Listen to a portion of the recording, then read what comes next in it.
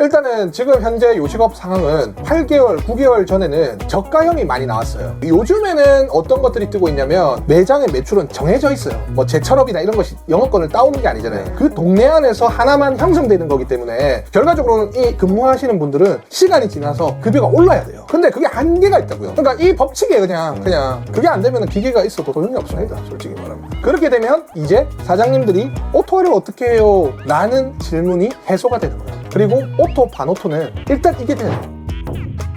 첫 번째로 지금 배달 상황 그리고 요식업 상황에 대해서 간단하게 설명을 드릴게요. 일단은 지금 현재 요식업 상황은 불과 6개월에서 한 8개월, 9개월 전에는 저가형이 많이 나왔어요. 네. 음식에 1,900원, 1,500원 저가형 음식점이 많이 나왔는데 그게 이제 거의 지금 문을 닫기 시작합니다.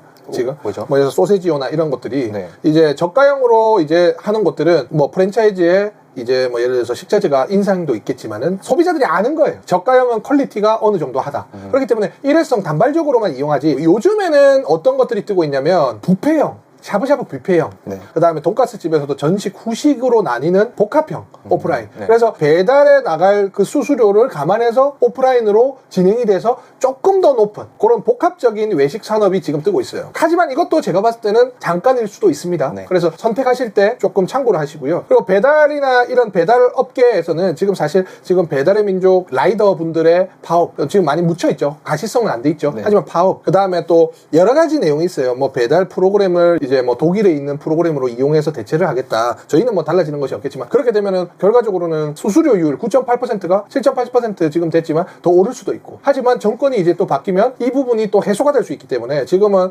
그 삼국지로 따지면 춘추전국 시대와 비슷합니다. 그렇게 되면 정부나 그 다음에 전체적인 시장 가격이나 대기업에 대한 부분이 안 일어나기 때문에 대형 프랜차이즈나 각자 프랜차이즈는 금액을 올리면서 이제 가격이 안정화가 안 되는 거죠. 그래서 그것이 아마 6월 이후부터는 아마 잡힐 수도 있다. 그래서 핵심은 6월 이후입니다. 네. 6월 이후 좀 보시고요. 전체적인 흐름이 그렇게 형성이 되고 있습니다. 그래서 지금은 제가 앞서 강의를 한 내용 중에 자영업은 재료관리, 조리관리, 인사관리, 시설관리, 위생관리, 고객관리, 마케팅관리, 그리고 재무관리, 정부지원관리 뭐 요렇게 10가지 정도를 관리하는 것 중에 지금은 조리관리입니다. 재료관리는 그전 영상을 찾아보시고요. 그럼 이제 두 번째 조리관리예요. 조리관리. 지금 시기는 뭐냐면 고정값을 줄이는 거예요. 고정값이라는 것은 뭐냐면 뭐 마케팅 비용은 아닙니다. 고정적으로 마케팅을 할 수도 있고 안 할 수도 있잖아요. 네. 고정값이라는 것은 그 매출을 만들기 위한 인건비, 재료비 이런 것들을 줄여나가는 과정이죠. 지금은. 그 중에 조리관리는 여러 가지가 있어요. 특히 인건비에 대한 부분이죠.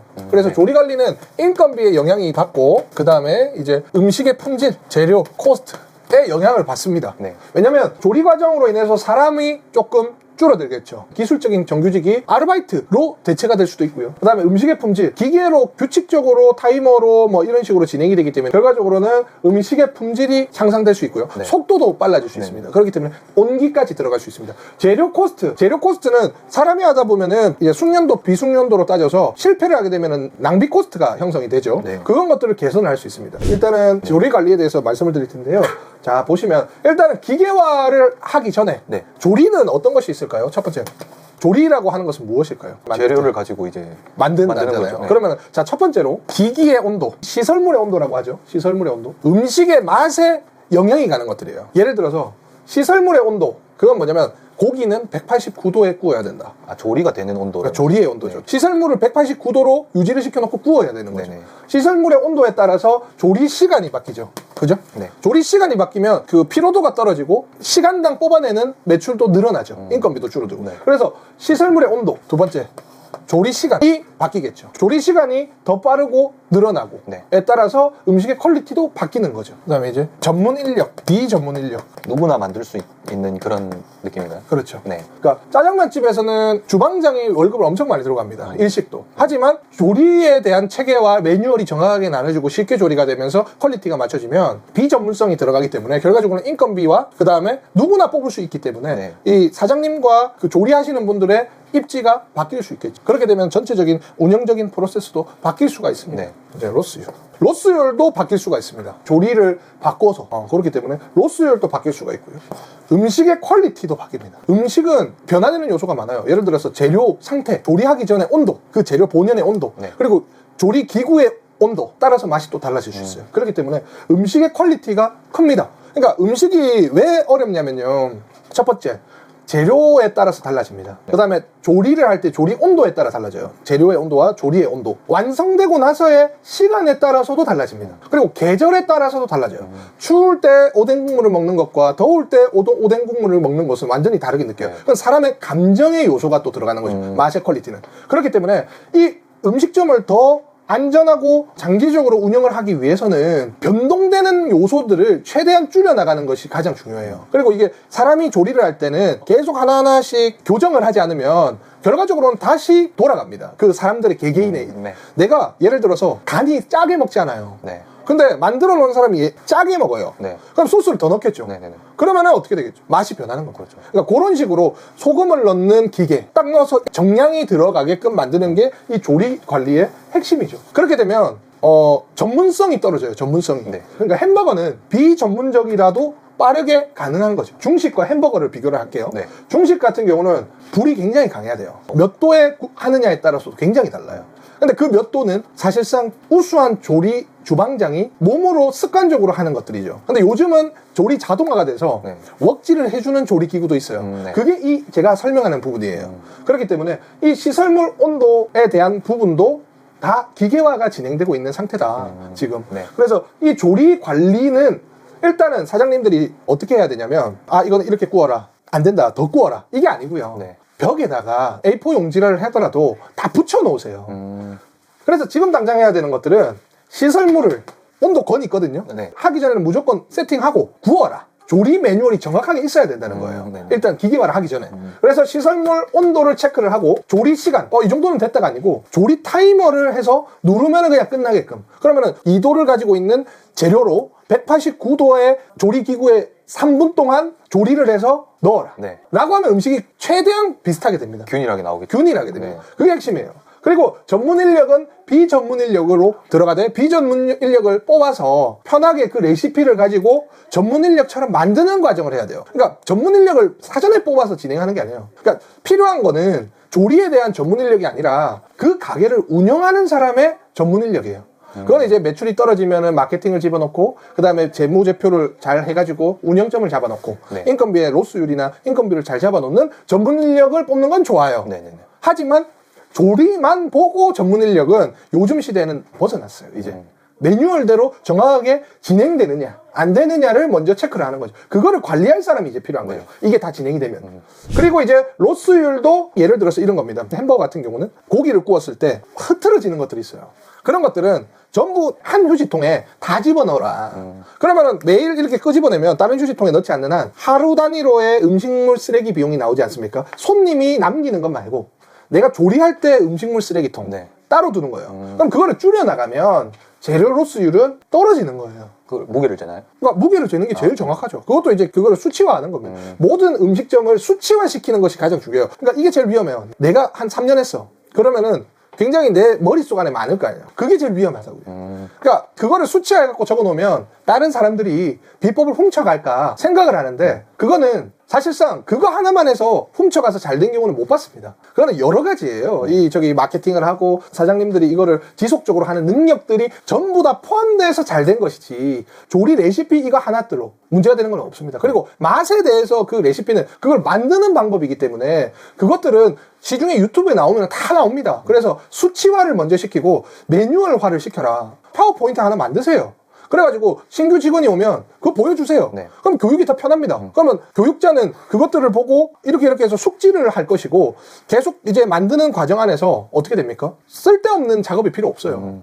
이거 왜 안 했냐, 가르쳐주지 않았느냐 이런 게 적어지죠. 그래서 그런 것들을 조금 하면 나중에 인사관리에도 영향을 끼칠 수 있다. 네. 그러니까 조리라는 것은 결과적으로는 시설물의 온도, 그 다음에 조리 시간 이런 것들 한 묶음이죠. 조리 시간, 시설물의 온도들을 매뉴얼화 시켜 놓는 것이다. 그래야 누구든 와서 이것들을 보고 만들 수 있어야 된다. 네. 신규가 와도. 그래서 전문성을 비전문성으로 만드는 작업이다. 비전문적인 인력을 가지고 운영을 하게끔 만드는 게 핵심 키워드들. 네. 그러면 로스율이 줄어들 거고 음식의 퀄리티와 시간은 더 올라가죠. 네. 이렇게 되면 이제 조리 시스템이 완성이 되는 거예요. 네. 그래서 이런 것들을 잘 하시는 분들은 장사를 하실 때 체인점으로도 만들 수가 있습니다. 왜냐? 이미 내가 없어도 내 매장은 조리가 되기 때문에. 그러면은 체인 가맹 점주님을 모집했을 때 이미 가맹 점주님들이 알아서 조리가 될 수 있는 거예요. 네. 거기까지 심화로 가능합니다. 이것들이. 그렇기 때문에 이거는 꼭 지켜줘야 돼요. 시스템 구축이 제일 먼저 돼야 되겠네요. 그렇죠. 네. 그러니까 일단은 제가 기본적으로 한 것이고, 근데 요즘 트렌드에 맞춰서 제가 추가적으로 설명을 해드리자면 네네. 매뉴얼이 다 돼 있잖아요. 네. 그러면 이런 거예요. 빵을 철판에 굽는데 1분 30초 굽고 뒤집어서 3분을 꼽아요. 근데 이제는 이것들을 이미 다 했기 때문에 잘 나가는 사람들은 이제는 기계화가 들어요. 기계화. 기계화. 제가 말했죠. 웍을 사람이 이렇게 하는데 웍을 이렇게 해주는 기계를 도입해요. 그러면은 전문성 인력을 비전문력 인원으로 대체할 수 있겠죠. 네. 그리고 그 안에 기계를 세팅을 하는 거예요. 네. 그러니까 사람한테 집어넣어야 되는 레시피와 조리법을 기계에 집어넣어서 더 한층 더 내리는 거죠. 지금은 다 그렇게 돼 있습니다. 예를 들어서 웍질, 그 다음에 삼겹살을 굽는, 그러니까 보통 지금 가서 구워주잖아요. 네. 사람이. 네네네. 그 사람이 사람마다 다른데 구워주는 거는 내 고기를 최대한 맛있게 먹게 하기 위해서 구워주는 거잖아요. 네. 귀찮은 것도 있지만. 근데 이제 이거를 메인 주방 안에서 구워주는 거예요. 예를 들어서 이렇게 한번 누르면은 190도에서 뭐 3분 동안 양면으로 그릴을 해서 바로 초벌이 돼서 바로 나가서 마지막에 테이블에 철판에다가 넣어서 10%만 익혀가지고 바로 먹을 수 있게끔 선호도에 맞춰서. 네네네. 그렇게 만드는 게 지금 트렌드예요. 이미 트렌드가 되어 있지만 여기서 추가적인 트렌드는 이 자체도 기계가 한다. 그러니까 AI 로봇이 한다가 요즘의 트렌드죠. 그러니까 이 기계화 트렌드는 보통 공장으로 만드는 거죠. 공장. 그러니까 공장으로 만드는 게 옛날에 대형 공장 시설에서는 됐지만 이제는 소형 가게에도 쓸 수 있게끔 다 만들고 있어요. 그래서 예를 들어서 내가 파스타집이다. 그러면 웍질을 하는 기계를 알아보고 뭐 아니면 통돌이로 들어가는 기계를 알아보고 그 다음에 토마토를 다 손으로 자르는 사람은 아니면 수동화로 이렇게 미는 사람은 자동으로 밀어주는 기계가 있어요. 그러니까 모터가 달린 게 있어야 돼요. 네. 시간을 넣어서 진행하는 게 기계를 대체하고 있죠. 지금은. 네네. 그게 인건비를 이제 아끼는 거죠. 인건비를 아끼고 퀄리티를 유지하는 거죠. 훨씬 정교해지겠네요. 훨씬 더 정교해지고 네. 편해지죠. 그리고 사람 간에 다툼이 없고요. 보통 이 요식업 같은 경우는 이런 부분이 있습니다. 사실 뭐 비용도 비용이지만 운영하시는 사람들이 시간이 지날수록 힘들어져요. 그리고 이 매장 하나가 형성이 되면 매장의 매출은 정해져 있어요. 왜냐면 영업을 해서 뭐 제철업이나 이런 것이 영업권을 따오는 게 아니잖아요. 네. 그 동네 안에서 하나만 형성되는 거기 때문에 결과적으로는 이 근무하시는 분들은 시간이 지나서 급여가 올라야 돼요. 네. 근데 그게 한계가 있다고요. 그러면 매장을 하나 더 열어서 복합적으로 해서 그 수익금을 나눠줘야 되는 구조인데 사실 그렇지 못하잖아요, 보통. 네. 그렇기 때문에 기계를 써서 더 편하게 만들어준다. 네. 그게 지금 핵심이죠. 네. 보통 그럼 기계 가격대는 어느 정도로 맞추는 게 좋을까요? 그러니까 이제 기계마다 다 달라요. 네. 보통 웍 기계는 한 200에서 한 350 정도죠. 그럼 보통 1인 평균 인건비라고 근데 그렇다고 사람이 안 들어가는 건 아니죠. 사람이 버튼을 누르고 다 된 거를 남는 거예요. 그러니까 이거예요. 로봇 청소기가 있어요. 네. 로봇 청소기가 있다고 청소를 안 하나요? 사람이 필요 없나요? 아니죠, 필요하죠. 사람이 움직이는 횟수가 줄어들잖아요. 네네네. 자투리도 조금씩 봐야 될 것이고 로봇 청소기에 들어있는 휴지통도 비워야 될 것이고 오염물도 바꿔 나가야 되잖아요. 맞아요. 그 작업이 필요한 거죠. 네. 근데 매일 청소할 필요는 없죠. 적어졌죠. 네. 그러니까 그거로 인해서 기계화죠. 그러니까 0.5인분이 빠진다는 생각을 하시면 돼요. 네. 기계화는 곧. 근데 그 0.5인분도 기계화를 없앤 것이 AI다. AI 그러니까 예를 들어서 요즘에 지금 편의점 가면은 자동화 라면 구조 있죠. 로봇팔이 이렇게 해서 저 네. 커피 이렇게 로봇이 만들어주는 거 있죠. 네네. 그게 지금 거의 최신 세대예요. 근데 그것은 사실 금액이 엄청 많이 들어가죠. 그리고 아직 상용화까지는 조금 걸리지 않나요, 그런 거는? 상용화가 되더라도 그것은 매출이 어느 정도 고액 수준, 제가 환산했을 때는 최소 7천만 원 이상이 나오는, 꾸준하게 7천만 원이 나오는 매장에 한해서예요. 왜냐면 7천만 원이 넘어가면 정규직이 무조건 있어야 되고 3명 이상은 있어야 돼요. 거기서 아르바이트로 충당을 하면서 인건비를 만드는데 네. 거기서 3명, 4명의 정규직을 2명 그리고 아르바이트로 만드는 작업으로서 이 기계들이 필요한 것이지 이것을 넣는다 해서 다 하는 것은 아니에요. 근데 3천에서 5천 사이의 매장들은 이 기계를 넣어서 편해지는 거예요. 정규직 네네. 2명 가지고 있어서 해야 될 거를 1명과 아르바이트로 진행한다. 그러면 1명이 줄어들기 때문에 200만 원이 줄어든다. 200에 300이 줄어든다. 네. 그럼 기계로 들어가는 거죠. 하지만 2천에서 3천만 원대는 사실 내 피로도를 줄이는 거예요. 인건비를 줄이는 것이 아니에요. 이거는 결과적으로는 조리 관리는 지금은 제가 자꾸 기계화, 매뉴얼화로 제가 설명을 드렸지만 요소들은 이렇습니다. 근데 결과적으로는 지금 이 트렌드로 들어가고 이 트렌드 로봇팔 개념으로 들어가기 때문에 이게 더 중요하다. 지금은 그러면 대표님은 도입할 기계와 조리 지금 저희는 하고 있어요. 이제 AI화는 안 되지만 네. 지금 기계화로 해서 벌써 양파를 기계로 썰어주는 거. 네. 양파를 까는 기계도 있거든요. 한 50만 원 주면 하거든요. 네. 그것도 이제 저희는 이제 소형 평수기 때문에 그걸 넣기는 좀 그렇고, 그 다음에 이제 양면 그릴, 그 다음에 새우를 볶아주는 그릴, 이런 것들을 이제 지금 이제 다 세팅해서 진행하고 있죠. 자동화로 들어가죠. 그러면은 이제 인건비가 굉장히 낮아질 수 있죠. 그렇게 되면 개설비는 올라가는 거 아닌가요? 개설비가 올라가겠죠. 네. 개설비 올라가 대신 인건비가 그러니까 개설비는 올라가는데 관리비는 떨어지는 거죠. 그러니까 이거는 반비례의 법칙이기 때문에 개설비가 그대로고 그 시설이 들어가면 본사가 수익이 낮거나 아니면은 그 거래업체가 돈을 못 벌겠죠. 그렇죠. 네. 그렇기 때문에 그 밸런스를 잘 맞춰야 됩니다. 그 부분에 대해서. 이거는 이제 사실상 사람들이 더 오래 일을 할 수 있게 만드는 것. 왜냐면은 힘들면은 음식점은 금방 그만두거든요. 네네네. 그래서 더 오래 일을 할 수 있게끔 만드는 것이 있고, 그 다음에 음식이 균일하게 나가는 것. 네. 그다음 조리 시간이 단축이 되잖아요. 네. 무조건 단축돼요. 그렇기 때문에 조리 시간이 단축되는 것, 즉 음식 퀄리티가 높아지는 것. 그 다음에 네 번째로는 로스율 또한 줄어드는 것. 이 핵심이죠. 이 네 가지가 다 잡히는 거죠. 이 기계화로 인해서. 그럼 결과적으로 기계화를 하기 전에 알아야 되는 것들은 이거예요. 이거 5가지.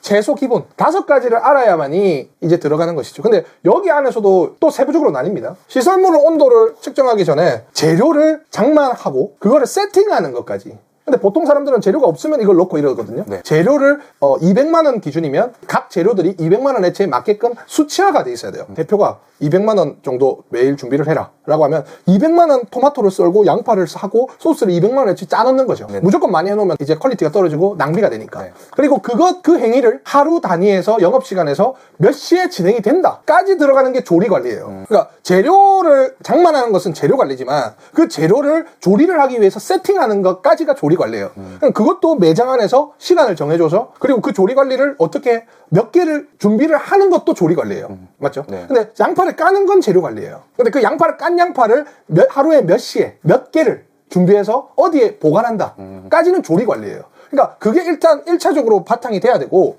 그 다음에 이것들 완료된 것들로 이것들 5가지를 맞춰가지고 음식을 만들어지기 전까지, 손님 입에 들어가기 전까지의 과정이 이 조리 관리 과정이죠. 그러니까 그것들을 디테일하게 해야 돼요. 그러니까 내가 사장님이면 움직이는 동선과 하루의 스케줄을 정리를 좀 해보세요. 내가 반복적으로 하는 그것들을 정해서 표화시키고 그것들을 매장 직원들에게 계속 진행하게끔 하면 그게 바로 시스템화예요.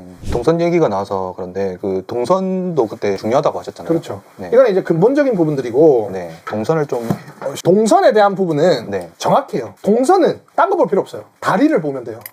다리는 뭐냐면 주방이 이렇게 있다. 그러면은 여기가 이제 조리시설, 이거는 이제 완료 음식, 그 다음에 이제 여기까지가 음식 픽업이죠.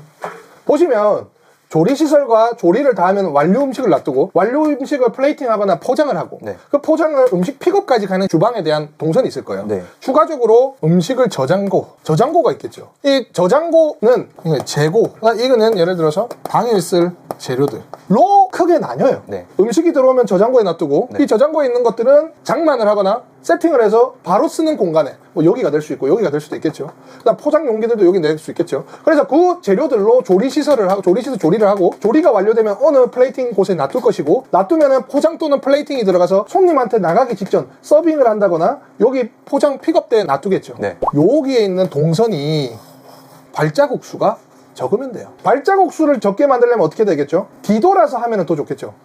앞뒤로. 무발자국이잖아요. 네네. 여기는 조리, 여기는 포장. 저장고를 사용하는 횟수는 얼마죠? 횟수를 봐야 돼요. 횟수를 체크해서. 저장고 횟수는 하루에 몇 번이죠? 뭐 3회 미만. 저장고에 있는 거를 맨날 재료 준비를 해서 모자라면 까나요?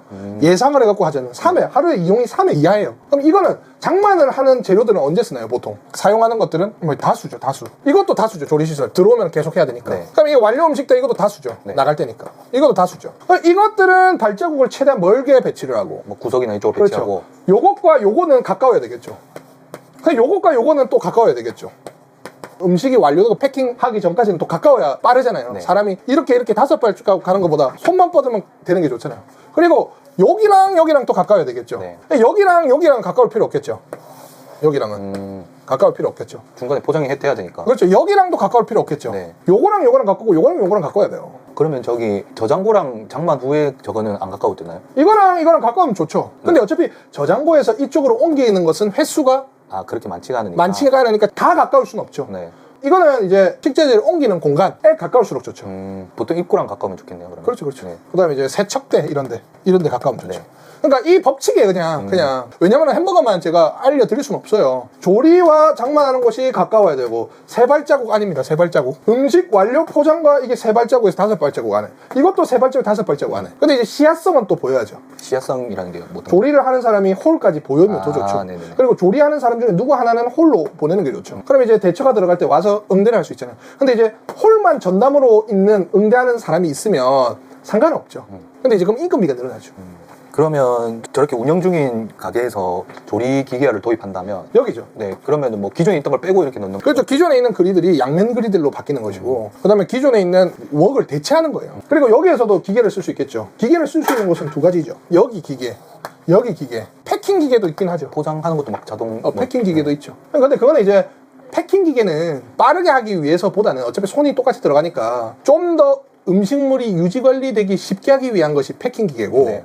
음식물을 빠르고 동일한 음식으로 나가기 위한 시간을 단축하는 것은 요 2가지예요. 네. 당일 쓴 재료 장만, 네. 그 다음에 조리까지예요. 요 2개. 그러니까 패킹 같은 경우는 테이프를 하더라도 이렇게 해가지고 하나씩 손으로 떼는 게 있고, 네. 누르면은 절삭돼서 되는 테이프, 길이만큼만 나오는 게 그렇죠. 있죠. 그런 것도 있고, 그런 것들로 여기서도 업그레이드 할 수 있겠죠. 네. 여기 음식 픽업 주문은 키오스크가 있잖아요. 그게 기계화예요. 주문을 사람이 안 받고 하는 것이다. 기계화잖아요. 네. 그게. 그러니까 이제 홀은 그렇게 됐지만 여기 안에서는 잘 지금 이루어지고 있지는 않다. 이 말이죠. 네. 근데 이제 돼야 된다. 돼야 된다. 지금은. 근데 그 전에 제가 알려드린 그 요소들, 몇 시부터 몇 시까지 이것들을 장만하고 몇 개를 만들고 그걸 이쪽에 놔두고, 그 다음에 이것들로 기계로 분을 따져가지고 진행이 되고, 이런 과정들을 딱 규칙화를 시켜놔야 돼요. 그게 안 되면 기계가 있어도 소용이 없습니다. 솔직히 말하면. 그렇게 되면 이제 사장님들이 오토를 어떻게 해요? 반오토를 어떻게 해요? 라는 질문이 해소가 되는 거예요. 그리고 오토, 반오토는 일단 이게 돼야 돼요. 그 다음에 매출을 잡아야 돼요. 네. 그 다음에 수익이 남아야 돼요. 그 3가지 중에 하나를 이것들로 진행이 되는 겁니다. 스케줄화를 해서 재료를 장만하는 것은 전체 운영 스케줄이에요. 12시간 중에 오후 3시는 무조건 해동을 잡고 몇 개를 해서 집어넣는다. 운영이죠. 네. 그 안에서 또 조리 매뉴얼이 있어요. 그 2가지를 잡아야 돼요. 네. 그래서 오늘은 조리에 대해서 얘기를 했는데 그냥 조리만 하는 게 아닙니다. 네. 중요한 거는 장만을 해오는 시간과 그것들을 다시 어디다 놓고 개수까지 정해놓은 시스템 공식을 만들어서 그람수로 재거나 하세요. 네. 만들어서 그들이 움직이고 그 재료들로 조리를 하는 것도 규격이 나와야 된다. 그리고 나서 기계화를 해야 된다. 네. 가 핵심이었습니다. 그래서 오늘은 가장 중요한 조리 관리에 대해서 알아봤습니다. 다음에는 재료를 준비하면 조리죠. 조리를 누가 하죠? 사람이 하죠. 그렇죠. 사람을 어떻게 요식업에서 관리하고 편제하고 시스템화하는지 그것에 대해서 조금 알아볼 거예요. 그래서 그것들도 중요하니까 한 세트발이라 생각하세요. 네. 그래서 그렇게 하시고 코멘트들 많이 남겨주십시오. 감사합니다.